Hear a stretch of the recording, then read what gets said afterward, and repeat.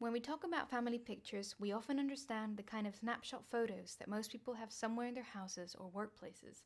They're usually taken by other members of the family and are aimed for friends and family to view. They can tell stories of family life, and sometimes they're laid out to present this sequentially, as in the family album. These photographs are, like other documents, social constructs that can convey messages. For instance, they can construct ideas of what the family is.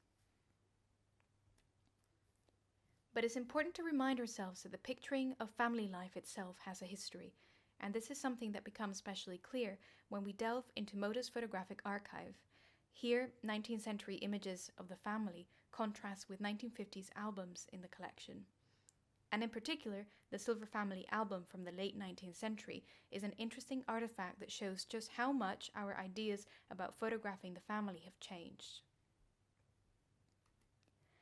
The Silver Family album is interesting because it gives us access to an early moment in the formation of these ideas about how people ought to present themselves to others and how family relations should be pictured.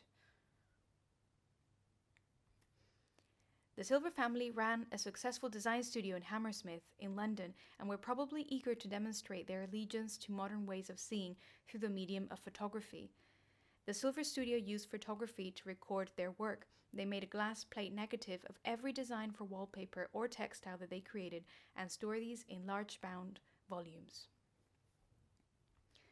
But the Silver family was also interested in photography as a way of recording images of friends and family. In photographs within this album, sitters often appear poised or staged and follow conventions of 19th century portraiture, as was the case in the early days of technology. But in other cases, they were more experimental, and people are in more candid scenes, spontaneously gesturing, while in others, they are more overtly theatrical.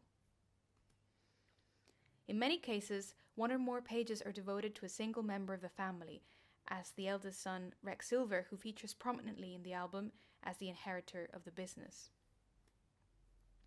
These photographs also display material traces of past uses, how the emulsion on the 19th century images has reacted and how images are fading, the mark of somebody else's touch, blotches of ink or paint, perhaps an inscription.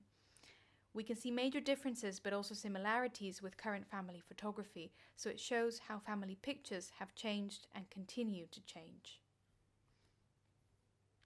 Whether we can recognize something of the way in which we understand photographs today, these old images tell not only a story of the family, they also tell a story of the history of this technology and its evolving uses. These photographs matter not just as images or for what they represent, but because they're entangled with our own ways of being, touching and seeing in the past up to the present.